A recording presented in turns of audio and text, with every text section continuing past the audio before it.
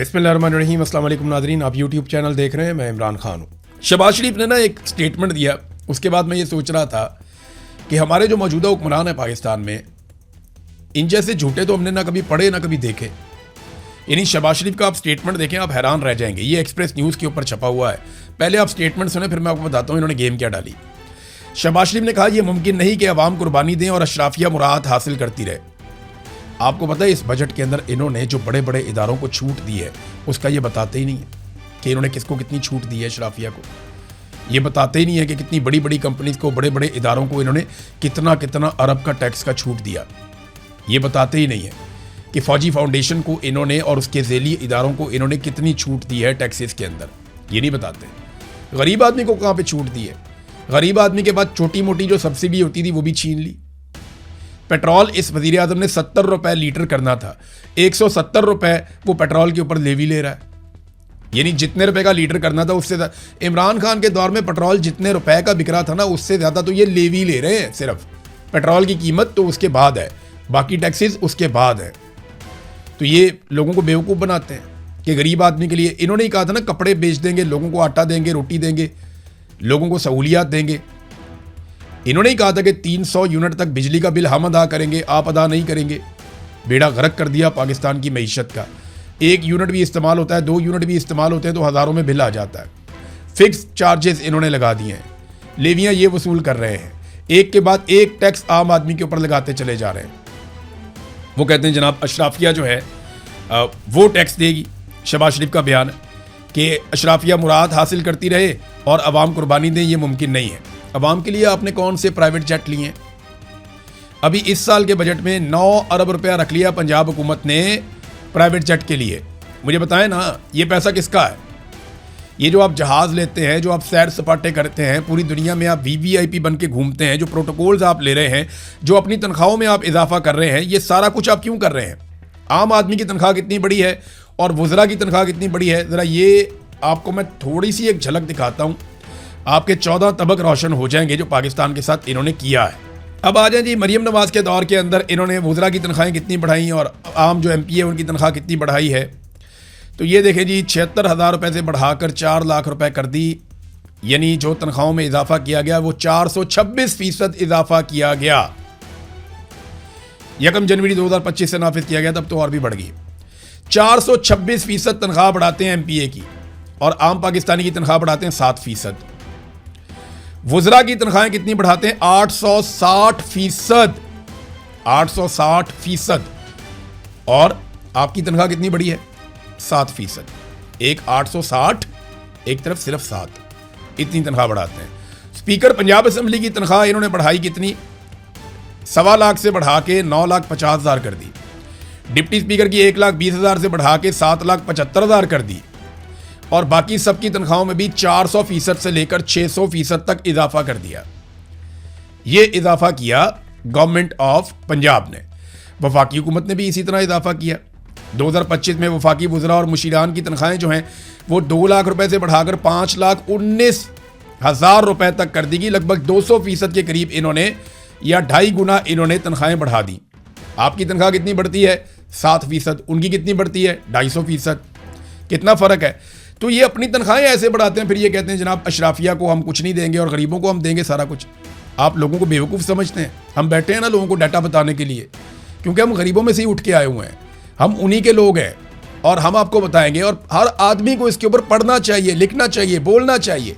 आज social media का दौर है, आप सारे ये आवाज़ उठाएं कि MPAs की, MNAs की, मिनिस्टर्स की, सेनेटर्स की, इनकी तनख्वाहें बढ़ी हैं जब से ये सरकार आई है। 400-400%, 600-600%, 900-900% तक इनकी तनख्वाहें बढ़ी हैं।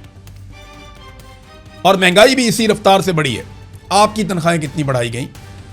आपकी तनख्वाह बढ़ती है 10%, 5%, 7%। और इस मरतबा 7% की तजवीज़ दी गई है तनख्वाहें बढ़ाने की। और इसके अलावा जो इनके TADA हैं, आनियाँ जानियाँ हैं, इनके जो प्रोटोकॉल्स हैं, इनको जो घर मिलते हैं, इनको जो अलाउंसेस मिलते हैं, वो इसके अलावा है। जो इनकी तनख्वाहें बढ़ी वो बाकी सारी चीज़ें इसके अलावा है। तो ये शहबाज शरीफ साहब जनाब इतने ढिले मुँह के साथ झूठ बोल देते हैं कि जनाब ये मुमकिन नहीं कि अवाम कुर्बानी दें और अशराफिया मुराद हासिल करती रहे। ये झूठ बोलते हैं। इमरान खान साहब के बारे में नाजरीन 2 बड़ी अहम खबरें हैं, उनके 2 केसेस हैं जो लगने जा रहे हैं सुप्रीम कोर्ट ऑफ पाकिस्तान में। पहला केस इमरान खान साहब का जो सुप्रीम कोर्ट ऑफ पाकिस्तान में लगेगा वो उनकी बहन की जानिब से है कि शिफा इंटरनेशनल अस्पताल में उन्हें मुंतकिल किया जाए और उनका इलाज उनके ज़ाती मुआलिजीन की मौजूदगी में किया जाए। ये उनकी बहन उज़मा खानम ने ये दरख्वास्त दी थी। एक तो ये केस है। दूसरा केस इमरान खान साहब का फैमिली और वकला और पार्टी के जो लोग हैं उनसे जो मुलाकातें करवानी हैं, अदालती हुक्म के बावजूद वो मुलाकातें नहीं हो रही। इस पर भी एक समाअत जो है वो सुप्रीम कोर्ट ऑफ पाकिस्तान में होने जा रही है। ये दोनों केसेस की समाअत कल हो जाएगी। अब देखते हैं कि इसके ऊपर क्या नतीजा निकलता है। लेकिन सुप्रीम कोर्ट ऑफ पाकिस्तान इंसाफ दे सकती है अगर वो चाहे तो, लेकिन नॉर्मली हमने पाकिस्तान में इंसाफ होता हुआ नहीं देखा। नाज़रीन, नवाज शरीफ साहब ने बिलाखिर एक स्टेटमेंट दिया कश्मीर के हवाले से। उन्होंने कहा कश्मीरी अवाम पाकिस्तान से अपना नज़रियाती और फिक्री रिश्ता बरकरार रखते हुए पुरअमन रहें, धरनों को ख़त्म करके बामकसद मुज़ाकरात करें। नवाज शरीफ साहब ने ना किसी मुतालबे पे कोई बात ही नहीं की कि मुतालबात जायज़ हैं नाजायज़ हैं, कश्मीरी क्या मांग रहे हैं, उस पर बात ही नहीं की। भाई इतना बड़ा लीडर है, 3 दफ़ा वज़ीर आज़म रह चुका मुल्क का, अपोजिशन लीडर भी रह चुका है, वज़ीर आला भी रह चुका है, उसकी राय कोई नहीं है। उसने अपनी राय ही नहीं दी कि कश्मीरी जो मांग रहे हैं वो ठीक है या गलत है। कश्मीरी अपने हकूक़ के लिए पुरअमन तरीके से एहतजाज कर रहे हैं, वो ठीक है या गलत है वो बात ही नहीं करते। मिलिट्री एस्टेब्लिशमेंट का चमचा बनकर रह गए मियाँ नवाज शरीफ साहब, ये उनकी हालत हो गई। और अब वो गोल मोल स्टेटमेंट जारी कर रहे हैं कश्मीर के बारे में सिर्फ इसलिए कि आने वाले दिनों में कश्मीर में इलेक्शन है।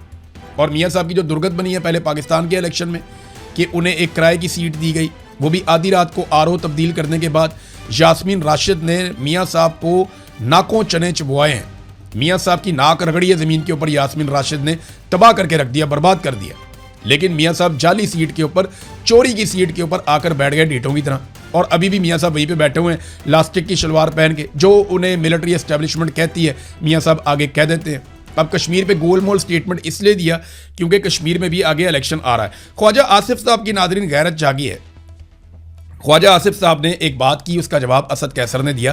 पहले ज़रा सुने ख्वाजा आसिफ ने बात क्या की। ख्वाजा आसिफ ने कहा कि हम असद कैसर के घर ISI अफसरान की मौजूदगी में बिल्स की नोक पलक दुरुस्त करते थे। ये ऐसा कहा जैसे ये रोज़ करते थे। लेकिन वहाँ पे जो असद कैसर है उसने ये कहा कि ISI अफसरान FATF बिल पर अपनी इनपुट दे रहे थे, ये हुआ था मेरे घर पे। यानी ख्वाजा आसिफ ये कह रहे हैं कि हमने एक कानून साजी करनी थी और ये FATF की कानून साजी थी। हम गए इनके घर में असद कैसर साहब के, और वहाँ पे ISI के अफसरान बैठे हुए थे और उनकी मौजूदगी में हम इस पे काम कर रहे थे और वो अपनी इनपुट दे रहे थे। असद कैसर कहते हैं जी बिल्कुल ये तो FATF का मामला था और उनकी इनपुट की हमें ज़रूरत थी। इंस्टीट्यूशनल मेमोरी एक होती है, उनको हमने बुला लिया था, उनसे हमने काम लिया था। देखिए जो ब्रीफिंग है वो मंगाई भी जा सकती है। आप ये कह सकते हैं कि हमें ये चीज़ों की ज़रूरत है, आप आकर हमें बताएं। लेकिन फ़ौज की सियासत में मुदाखलत है, इससे इनकार नहीं किया जा सकता। इमरान खान के दौरे हुकूमत में भी थी, गलत थी, नहीं होनी चाहिए थी। लेकिन और इमरान खान साहब को इस बात का इदराक भी हुआ। इमरान खान साहब ने इस बात पे अफसोस का इजहार भी किया कि उन्होंने एस्टेब्लिशमेंट पे जितना भरोसा किया या जितना इमरान खान साहब ने मिलिट्री एस्टेब्लिशमेंट पर इन्हिसार किया अपनी हुकूमत चलाने में, वो उन्हें नहीं करना चाहिए था। इमरान खान साहब ने खुद इस बात के ऊपर एतराफ़ भी किया। अब तक के लिए इतना ही। अपना ख्याल रखिएगा, अपने चैनल का भी। अल्लाह हाफ़िज़।